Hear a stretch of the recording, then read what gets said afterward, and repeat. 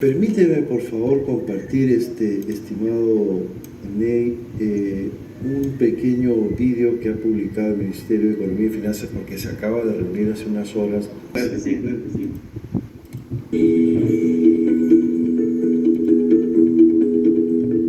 Continuamos las reuniones de trabajo con representantes empresariales de todo el Perú para trabajar en conjunto medidas que permitan resolver las trabas que dificultan el desarrollo de la competitividad y productividad del país.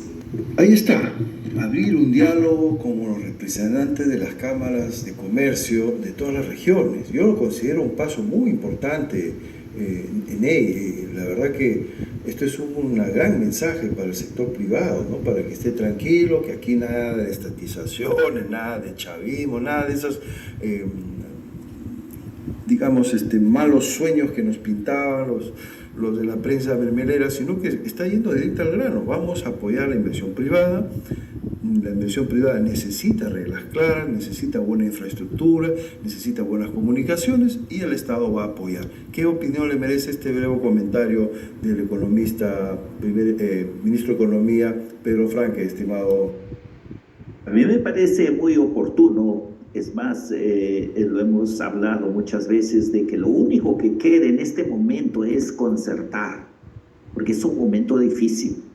Y hablando de estos dos temas tan fuertes que ha mencionado el ministro, que se refiere a la inversión pública y a la inversión privada, yo diría que el sector privado necesita promover, no tanto apoyar, promover. Hay que promover la inversión privada porque es fundamental también la inversión privada. Pero este momento es el momento del Estado. El Estado tiene que hacer inversiones fuertes.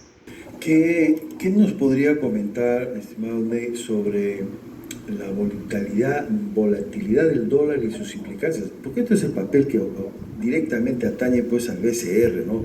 Tenemos en el BCR ahí a unos personajes como Klimper, Rey León, Roca Rey, y otros personajes que la verdad yo creo que también debería el mismo BCR, que es un ente autónomo, tratar en la medida de lo posible de reformularse, de replantearse. Es verdad que en los últimos años ha jugado un papel importante en la estabilidad monetaria del Perú, pero ¿de qué manera debería acompañar este proceso revolucionario en el que ha entrado el Perú sin poner en peligro la estabilidad monetaria, la estabilidad con la convertibilidad con el dólar, estimado Ney? Sobre el dólar, puntualmente sobre el dólar, mira, Wilmer, quizás me voy a arriesgar a que aquí en tu canal me puedan decir que soy neoliberal, socialdemócrata, etcétera, etcétera, pero no importa. Al César lo que es de César, como dice la Biblia. El Banco Central de Reserva del Perú en los últimos 25 años, Wilmer, de acuerdo a los números que yo he analizado, es, por decir, la entidad que mejor performance ha tenido en su política monetaria. En todos los gobiernos, estoy hablando de 25 años, imagínate 25 entre 5 que dura cada, son 5 presidentes que han pasado, o 4 o 6, en todos esos largos años. Esa política ha sido mantenida desde el punto de vista en estricto técnico. Dentro de un modelo neoliberal, sí. Cuando yo he escuchado, si a él le dicen, mira, este es el Banco Central y estas son las leyes que lo rigen, pues tú cumple con tu función. No se puede salir de allí. Él no puede cambiar la ley orgánica. Entonces, los resultados se pueden traducir en lo siguiente, Wilmer. ¿Ha habido estabilidad de precios? Sí, en los últimos 20 años. Las reservas internacionales netas, que es como la ganancia del país y que es lo que le da el sustento al dinero que manejamos en el país y que también es la base para el comercio internacional, es una cantidad muy, muy importante. Sea. Eso es una garantía. ¿Cuánto suma? Va a llegar a los 80.000 millones de dólares. Es importante. Entonces, cuando nosotros analizamos más específicamente al Banco Central, No es que solamente se dedique a establecer tasas de interés, que ya lo expliqué la vez pasada, las tasas de interés interbancarias entre bancos. Lo malo está en las leyes, Wilmer. Su ley orgánica, la Constitución, le exigen al Banco Central que no se inmiscuya en establecer tasas de interés para tus ahorros y para los míos. Es su ley orgánica que le prohíbe, etcétera. Entonces, ellos sí regulan la parte de los bancos, la tasa de interés que se debe cobrar entre los bancos. Y en cuanto al dólar, aquí hay un tema. Y sería bueno que sería realmente una hazaña que pudiéramos conversar con el doctor Julio Velarde y que nos explique y nos diga cómo haría para seguir desdolarizando la economía. Esa es la pregunta más difícil que en 20 años no lo ha podido conseguir, y yo sé que él está de acuerdo en desdolarizar, porque eso es lo que hace más vulnerable al tipo de cambio. Es demasiado. Creo que la vez pasada te dije de que sigamos al 50% más uno, ya debemos pedirle permiso a la Reserva Federal para que nos autorice usar el dólar como una moneda de curso legal, como Ecuador. Y esa es pérdida de soberanía, lo hemos explicado antes. La gente intermedia, los chicos que trabajan ahí, los jóvenes que se quedan después de hacer su curso de extensión, se vuelven expertos en todo lo que es banca central, y no es una tarea fácil.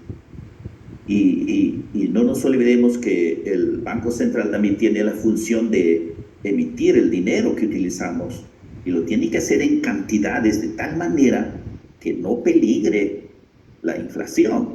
Bueno, yo creo que es suficiente. Este es el panorama, esta es la realidad. ¿Y cómo va a ser el profesor Pedro Castillo y Pedro Franque y el propio Velarde para, en medio de este mundo que así funciona, porque el Perú no puede salirse de esta situación? O sea, estamos inmersos en un mundo que va al desastre total.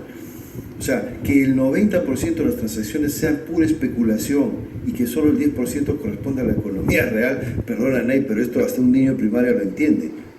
Esto es una burbuja que va a ser plum. Tú lo has dicho muy claramente, Wilmer. Yo solamente voy a subrayar algo que corrobora lo que tú dices. Mira, todo el movimiento especulativo del dinero en el mundo es las 3/4 partes del manejo de todo el dinero, y solo un cuarto de toda esta circunferencia pertenece a la economía real, como tú dices. En otras palabras, es la economía legal. El resto es especulativa. Entonces, es muy fácil buscar el origen de las crisis. Estimado Ney, te dejo unos últimos minutos para algún otro aporte que se nos haya escapado, pero importantísimo tu mensaje del día de hoy. Adelante, Ney, por favor. Pues el aporte, siempre es bueno terminar con algo que sea alentador y positivo.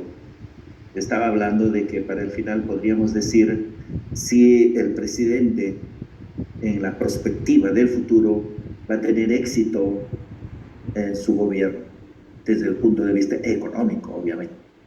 Entonces, te voy a repetir las mismas palabras que dije hace un momento.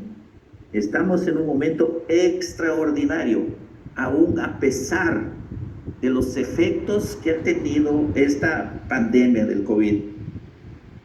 Aún a pesar de eso, Perú tiene un crecimiento de su Producto Interno Bruto, de su actividad económica, que es 3.5 y un poquito más incluso, su crecimiento.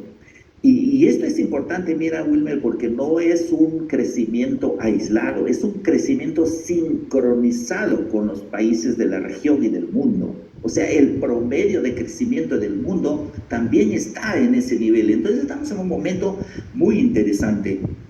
Entonces, ¿qué otro dato importante? Tenemos un superávit de nuestra balanza comercial que supera los 15,000 millones de dólares. ¿Qué quiere decir tener superávit? Quiere decir tener ganancia de lo que vendes y compras. Pues, o sea, si vendes 100, ¿verdad? Y compras 50, pues tienes un superávit de 50. O sea, eso es positivo. Desde todo punto de vista es positivo.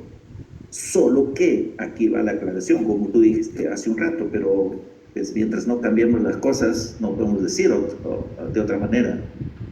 Esto, ¿a quién se va? Ese es el tema. Pero que estas cuentas macroeconómicas, como dice el presidente, deben llegar a los bolsillos de los peruanos, esa es la tarea de la política pública, de la política de Estado.